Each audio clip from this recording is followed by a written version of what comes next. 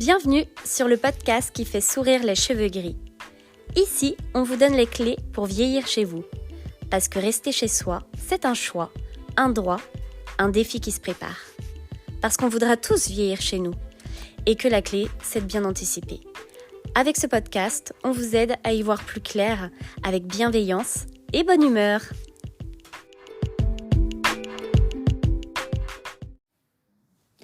Bienvenue dans ce nouvel épisode du podcast qui fait sourire les cheveux gris. Cet épisode est intitulé « Quand succession rime avec pression ». Aujourd'hui, avec Maureen, nous recevons Catel, qui partage avec nous son expérience de la succession. Elle nous décrit avec franchise son parcours qui est devenu une charge mentale lors du départ de ses proches. Je vous laisse découvrir ce témoignage qui, je pense, va résonner avec votre vécu.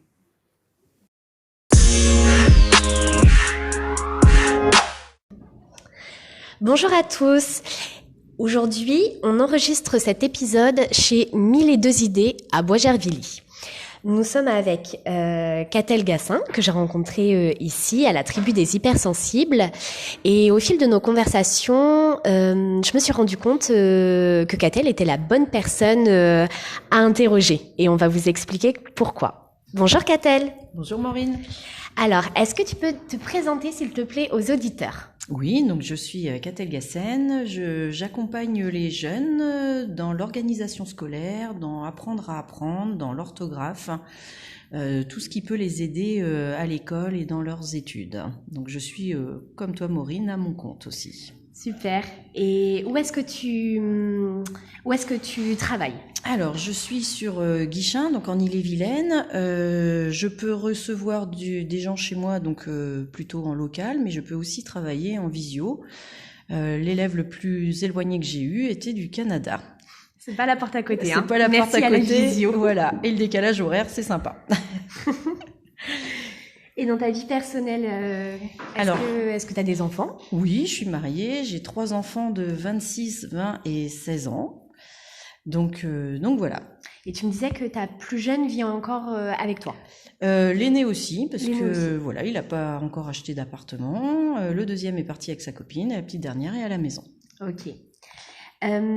Si j'ai décidé de faire cet épisode avec toi, c'est pour une raison spécifique. C'est parce que il s'est passé quelques bouleversements fin 2023 dans ta vie.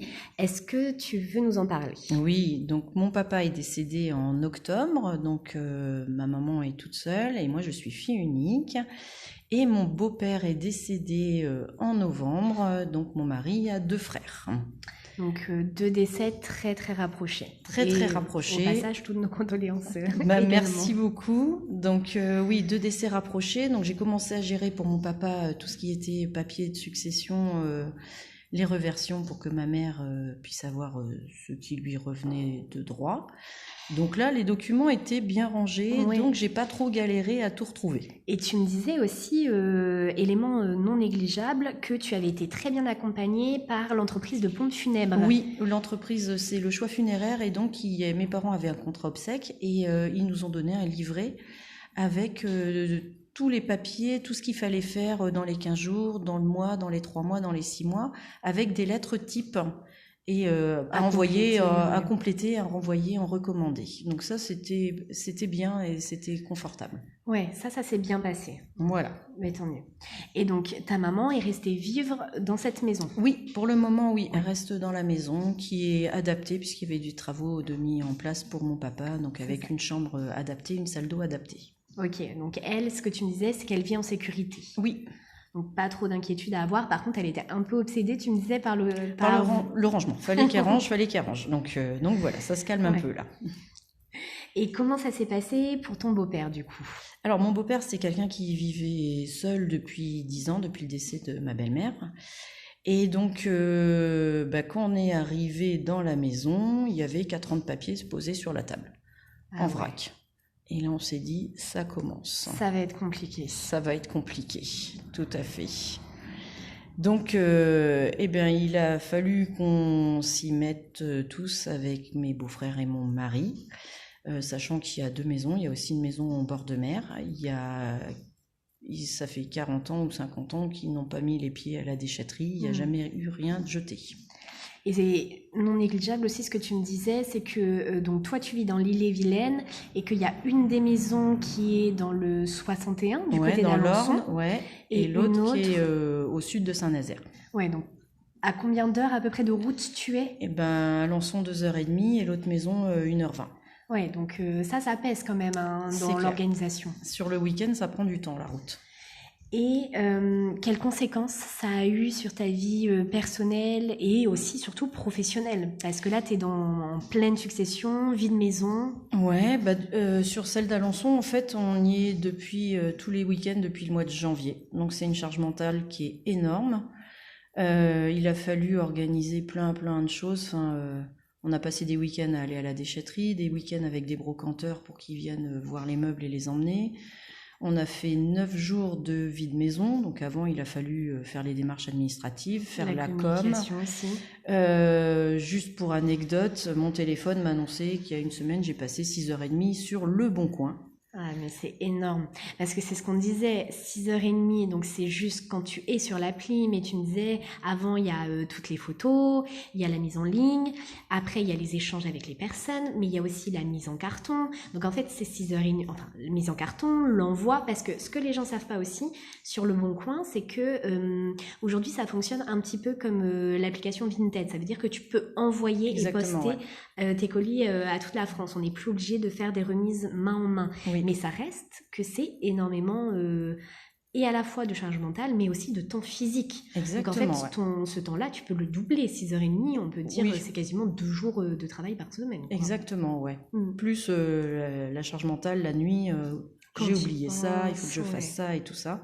Donc ça, c'est au niveau perso, ça prend énormément de temps. Et du coup, moi, ma partie professionnelle, elle est mise de côté parce qu'il fallait pallier à tout ça et que... des 4, c'est moi qui bouge le plus, donc j'avance. Faut que ça avance, faut que ça se fasse. Et tu me disais aussi c'était dans ton caractère, tu Oui. voulais que les choses le fassent, mais tu n'es pas forcément hyper aidée dans la famille. Ça arrange tout le monde qu'il y ait quelqu'un qui fasse. Quelqu'un qui s'en occupe. Donc c'est plus facile pour les autres comme ça aussi. Mm. Mais oui, tu me disais aussi que tu n'étais pas sur place, donc c'est toi qui gérais de organiser les rendez-vous sur place alors que tu étais à distance, entre la relation entre les autres personnes et tes beaux-frères. Voilà, ouais. Donc pour poster, c'est des choses que moi j'ai ramenées à la maison. Par contre, ce qui est resté dans la maison, faut que je reprenne contact avec mon beau-frère pour qu'il aille, qu'il ouvre la maison, qu'il fasse visiter et que les gens puissent prendre les objets qu'ils ont vus sur Le Bon Coin. Donc charge mentale double quoi. Ouais. Tu fais pas uniquement de la vente, mais aussi du lien, enfin... C'est ça, fait tout beaucoup. Ça. Ok. Mais c'est vrai que du coup, tu as mis ta vie professionnelle pour cette succession, en fait. Tu as mis de côté ta vie professionnelle pour cette succession. Oui. Ouais. Et c'est ça où, en fait, on ne réalise pas effectivement le temps que c'est ça énorme. peut prendre. C'est énorme, ouais. Il faut vraiment anticiper. Vraiment beaucoup anticiper. Et tu me disais, tu commençais vraiment à être fatiguée, quoi. Ouais. Ah oui, là, je sature. C'est bientôt la fin. C'est bientôt la fin, ouais. Ok. Est-ce que comment ont été les relations familiales pendant cette succession? Au début, les 3 frères se sont rapprochés, se sont soudés. On s'est tous dit faut qu'on y aille, mais on n'avait vraiment pas estimé le temps parce qu'au début on s'était dit on se fait 2 gros week-ends et ça va aller. Et en fait on y est depuis 5 mois. Ouais. Donc c'est compliqué. Là tout le monde commence à fatiguer et à lâcher l'affaire, quoi. Donc c'est pas facile. Ouais. Et la différence du coup entre être fille unique et avoir des frères et sœurs, comment tu perçois ça, toi? Moi je sais que du côté de mes parents, je suis toute seule, donc je peux pas me reposer sur quelqu'un d'autre, donc je prends vraiment la charge pour moi. Après je me rends compte que mon mari et mes beaux-frères ils mettent la charge sur moi aussi. Donc voilà. Donc après, je pense que ça dépend des familles. J'ai une cousine qui me dit en fait j'ai 2 sœurs, mais je fais le boulot toute seule et j'ai les critiques par contre. Donc ça dépend vraiment. Mais je pense que quand on est tout seul, enfant unique, c'est quand même moins facile. On peut pas demander l'avis à quelqu'un d'autre. Donc ça c'est un peu compliqué aussi. Il y a ce côté un peu le fait d'être une fille aussi, parce que Là, à titre perso, je vois dans ma famille, mais pour ma grand-mère, elle avait 2 fils. Et pourtant, c'est ma mère à moi qui a appris beaucoup, qui s'est énormément occupée de ma grand-mère aussi. Oui. Donc, et j'ai toujours entendu mon père dire, oui, mais alors moi, comme j'ai eu des filles, je sais qu'elles s'occuperont de moi quand je serai vieux. Donc il y a ce truc encore un petit peu, on parle de parité, d'égalité, mais finalement il y a ce truc encore un peu, les femmes... Maternes. C'est ça, s'occuperont de tout. Voilà, c'est ça. Elles sont incroyables, les femmes, faut le noter. Ça, elles sont douées pour beaucoup de choses. Ok. Et aujourd'hui, si tu pouvais discuter avec ton beau-père, qu'est-ce que tu lui dirais? Je lui dirais, allez à la déchetterie, jetez ce qu'il y a à jeter, faites le tri parce que c'est juste pas possible. Tu me disais en off que tu avais trouvé beaucoup de nourriture périmée. Alors, une armoire normande pleine de boîtes de conserve, de diverses choses et variées, périmées il y a plus de 10 ans. On a même retrouvé des boîtes de conserve qui avaient explosé parce que... C'est fou. Donc, à vider, c'est pas ragoûtant non plus, quoi. Non, parce qu'en plus, t'es écolo, donc tu fais le tri. Voilà, c'est ça. Donc, avec mon fils aîné, on a passé 2 dimanches après-midi au-dessus du bac à compost. Donc, on a mis des masques avec du parfum dedans, des gants, et on savait pas quand on ouvrait les boîtes, est-ce que ça allait sentir. On a retrouvé des bocaux le parfait fossilisés, pas moyen d'ouvrir les joints, ils étaient devenus tout durs. Ok. Donc au marteau, au burin pour les ouvrir et pouvoir, oui, faire le tri derrière pour mettre dans les bons sacs, pour la déchetterie. Enfin oui, parce que j'ai ce côté-là aussi, quoi. Ouais. Et j'aime pas jeter... C'est très intéressant ce que tu dis parce que tu t'es organisé en amont de la déchetterie. Ah oui. Ça veut dire que très important, bon, on se fait avoir les premières fois, mais après les gens commencent à prendre le rythme. Mais effectivement, à la déchetterie, il faut quand même que ça dépote et que ça aille vite. Oui. Et si vous n'avez pas trié avant, là clairement, il va y avoir des problèmes à la déchette, quoi. C'est ça. Vous allez être lent, le monsieur de la déchetterie va être un petit peu agacé. Donc, ouais, il faut bien prévoir et catégoriser avant d'aller à la déchetterie. Remplissez pas votre voiture. Oh, tout ça, ça va partir. Non. À la déchetterie, on trie maintenant. Nous, aussi. on a fait un tri. Il y a une fois, on est allé avec que de l'électroménager en panne. Donc, on a rempli un monospace d'électroménager en panne. On a fait un carton avec que les piles, avec que les radiographies du corps humain, là, quand on a un truc à la radio. Ça, on les garde toute sa vie. Ouais. On a fait, vers la fin, on avait 5 cartons. Et mes beaux-frères étaient coachés. Ça va là. Ça, c'est le plastique. Ça, c'est du bois. Ça, c'est du métal. Et on trie.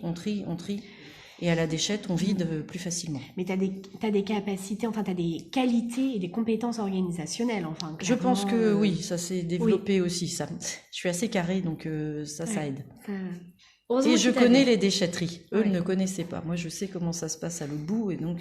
Ah oui, donc ça doit être un peu la même chose chez tes beaux-frères, finalement. C'est ça, c'est génétique, je pense.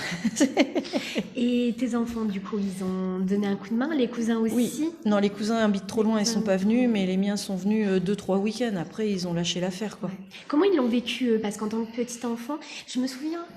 Il y a plein de raisons pour lesquelles moi j'ai commencé mon activité, mais il y en a une, c'était parce que j'avais un de mes meilleurs amis qui avait très très mal vécu effectivement le vide-maison de ses grands-parents. Et quand il m'en parlait, je me suis dit mais non mais c'est pas possible, ça n'existe pas vraiment. Et il était dans un état en sortant de là. Et toi, tes enfants l'ont vécu comment? Ils ont halluciné qu'il y ait autant de choses et ma fille m'a dit un peu crûment l'autre jour, avant de mourir, tu me vides la maison. Ça marque, hein, mine de rien. Oui, voilà, mais ils constatent que c'est hallucinant. Enfin, quand dans le grenier c'est plein de meubles et que dans les meubles il y a plein de choses et que tout ce qu'on ouvre il y a quelque chose dedans, on n'en peut plus quoi d'ouvrir des boîtes. Hein. Ouais. C'est un peu comme une chasse au trésor, mais une chasse au trésor dans laquelle on prend plus de plaisir, en fait. Non, c'est ça. Il n'y a aucun plaisir à découvrir les choses. Déjà, c'est gênant, je trouve, d'aller vider la maison de quelqu'un. Vous avez découvert des choses que vous n'aviez pas envie de voir? Non, pas forcément. Enfin, tout ce qui était courrier, déjà, on l'a acheté, on l'a pas lu. Ok. Courrier écrit à la main, personne n'avait envie de lire ce qu'il y avait là-dedans. Donc, d'accord. Mais oui, on a trouvé plein d'objets. On ne savait pas forcément ce que c'était. Les brocanteurs nous ont dit ce que c'était. D'accord. Mais voilà, c'était étonnant. Merci aux spécialistes. Voilà, c'est ça. Et est-ce que vous avez ramené des choses chez vous? Oui, on a quand même récupéré des petites choses, des souvenirs, mais voilà, on a essayé de faire le tri aussi pour pas tout ramener. Et chez tes beaux-frères aussi, ils sont... Oui, chacun... Voilà, la première consigne, c'était chacun prend ce qu'il a envie de prendre. Ok. Après, on jette, on vend, mais voilà, chacun a pu se servir Mais mon beau-frère aîné, on a appris beaucoup de choses c'est des souvenirs, mais ça va pas lui servir forcément, je pense. Moi, j'ai plus pris des choses utiles, mais voilà. Et aujourd'hui, avec le recul, parce que vous avez été très bien organisé, vous avez trié, gardé, jeté, donné, vendu. Est-ce qu'avec le recul, tu penses que ça valait autant le coup financièrement, ton avis à toi, de passer du temps à vendre? Brocanteur, Le Bon Coin, est-ce que vous êtes satisfait finalement du temps passé à ça? Non, ça donne pas énormément de choses. C'était plus pour pas jeter directement. Ok. Voilà. Quand même, il y avait des choses qu'on savait qui avaient de la valeur. Oui. Donc, mais je suis pas sûre que ça nous ait payé l'essence pour tous les allers-retours qu'on a fait entre Guichen et Alençon. C'est très bon de le noter, c'est très honnête de ta part. Et aujourd'hui, est-ce que ça te donne envie de changer quelque chose dans ta vie? Ah, j'ai envie de vider ma maison. Il y a beaucoup de choses qui vont partir. Je vais voir avec les enfants des jeux vidéo, des choses, des CD, des DVD qui sont là dans un placard qu'on n'ouvre jamais et qu'il va falloir enlever parce que ça sert à rien. Et voilà, il y a peut-être des gens qui en ont besoin, qui en ont envie, et peut-être des collectionneurs. Tout à fait. Et qui, eux, vont pouvoir les récupérer. Mais c'est fou le nombre... parfois, on achète des meubles pour y mettre à l'intérieur des choses. Et en fait, effectivement, c'est très bien de le noter que en fait, ce meuble, ce tiroir, en fait, on l'a pas ouvert depuis 1 an, 2 ans. C'est ça. Et on s'est dit, on achète des choses. On achète des meubles dans lesquels on achète des choses pour le remplir et finalement... c'est ça. À un moment, ma maman m'a dit, mais récupère une armoire parce que là où il y a ta vaisselle, c'est trop plein. Et je lui ai dit, non maman, je vais enlever de la vaisselle. Plutôt que ramener un autre meuble, quoi. Parce que voilà, dans la vaisselle, il y a plein de choses qui servent jamais. Mais après, il y a des personnes qui adorent avoir beaucoup de services différents. Surtout pas. Mais, là, nous, on a récupéré un service de 133 pièces. Waouh. Ouais. Ouais. Bah, il part en petits morceaux, mais il est encore en partie là. J'avais réussi à convaincre ma mère d'utiliser son service à vaisselle de réception pour qu'il devienne son service quotidien. Oui. Et en fait, l'idée l'a choquée vraiment au début. Et après, elle y a pris beaucoup de plaisir parce qu'elle adorait son service de réception, sauf qu'elle l'utilisait 2 fois par an, peut-être. Voilà. Et c'est dommage. Mais oui. Et donc, du coup, maintenant, à chaque fois qu'elle nous fait souvent la réflexion, elle me dit « je suis vraiment contente de les utiliser pour nous. » Donc, ouais, parfois... Moi, j'ai récupéré des coupes à champagne qu'on n'utilise plus, qui étaient aux grands-parents de mon mari.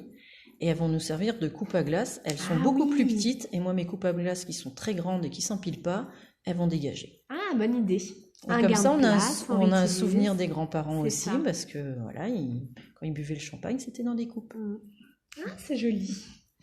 Je pense à ta maman qui est dans sa maison là actuellement. Tu me disais elle est en sécurité, par contre elle est un petit peu loin et que la maison est, même si elle est adaptée, tu la trouves quand même trop grande. Elle est trop grande, il y a tout l'étage qui sert pas, mais voilà, elle veut quand même nettoyer, ranger. Elle n'a pas descendu toutes ses affaires. Le jardin est grand, même si on a mis en place des entreprises qui viennent faire la tonte et tailler les haies. Mais c'est beaucoup trop grand et elle se crée des obligations qu'elle n'a pas. Donc on est en train de voir comment on fait, quoi. Est-ce qu'il faut déménager? Ouais, c'est compliqué. Est-ce qu'il faut rester dans la même ville? Est-ce qu'il faut se rapprocher et perdre ses amis? Donc ça, c'est compliqué. Bon, après, il faut se donner du temps et comme tu me disais, finalement, tester les autres logements, aller les voir... c'est déjà dans la bonne démarche. Ouais, déjà aller visiter, voir à quoi ça ressemble et si ça peut être bien ou pas bien, quoi. Je sais pas si elle peut vivre sans jardin aussi, donc elle est habituée à aller dehors. C'est important mais pour tout le monde, je pense, pour se promener, des parcs, c'est important. Ouais, et puis c'est pas facile de trouver les bons renseignements, trouver les personnes qui ont les bonnes informations, quoi. Ouais. Ça, c'est ce que tu me disais aussi. Ouais, c'est compliqué, je trouve. Vers qui se tourner, qui peut vraiment nous renseigner, nous aider. Ouais. Quel est le rôle d'un aidant? Comment est-ce que... Parce que là, tu deviens aidante de ta maman, mais ça te prend aussi... alors, j'imagine que tu le fais avec plaisir, mais ça te prend aussi un temps fou. Ben oui. Donc, c'est de trouver les bons compromis, c'est pas évident. C'est pas facile, ouais. Ouais. Bon, on peut se partager entre tout le monde et garder du temps pour soi et son travail aussi. C'est ça. C'est la difficulté aussi d'être à son compte. C'est ça. Tout le monde a l'impression qu'on a beaucoup de temps libre. Ouais. Alors qu'on travaille, hein. On travaille. On fait pas que ce podcast, hein, je vous rassure. Ok, très bien. Je te remercie beaucoup, Merci, Catel, Maureen. pour toutes tes réponses et surtout ton honnêteté. Tu as traversé ces derniers mois quelque chose qui n'est pas évident, Ouais. que tout le monde va devoir traverser un moment ou un autre. Et je pense qu'il est différent selon comment ça a été anticipé ou pas par Exactement, nos aînés. oui. Ouais. Ma maman, voyant ça, veut vraiment faire du tri dans sa maison aussi, pour pas tout nous laisser. Je dis toujours, et je le répète, pour moi c'est un énorme acte d'amour d'anticiper. Il n'y a rien de triste en fait, c'est juste se dire quelle charge je vais être alors que je ne serai plus. Voilà, c'est ça, ouais. C'est ça, tout à fait. Voilà, je vais conclure là-dessus et à bientôt. À bientôt.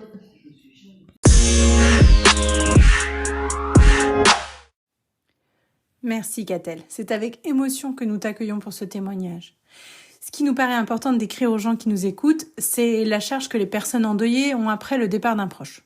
À travers ton témoignage, nous avons donc soulevé quelques solutions qui permettent d'alléger cette charge. Par exemple, le tri pour la déchetterie, les objets réutilisés.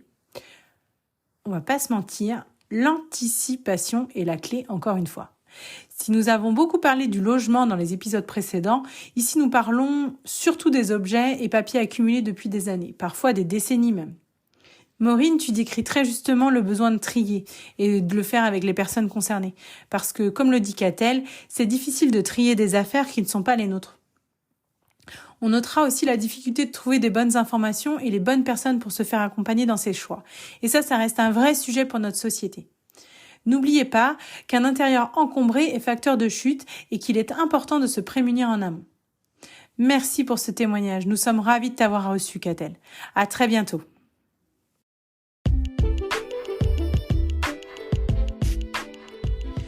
Merci d'avoir écouté cet épisode jusqu'à la fin. Ça nous motive à continuer. Si vous aimez, laissez-nous un avis. Écrivez-nous pour nous dire ce que vous en pensez. Vous avez un lien dans la description du podcast où vous retrouverez nos réseaux sociaux et notre travail au quotidien. Nous sommes curieuses de savoir si nos échanges ici alimentent vos réflexions personnelles et si ça a un impact sur votre quotidien. Nous vous remercions par avance de parler du podcast autour de vous. Votre contribution permettra à plus de cheveux gris, blancs, roux ou blonds même, de nous écouter. Si vous souhaitez plus de conseils, n'hésitez pas à nous rejoindre sur les réseaux et lors des conférences prévues au printemps 2024. À très bientôt.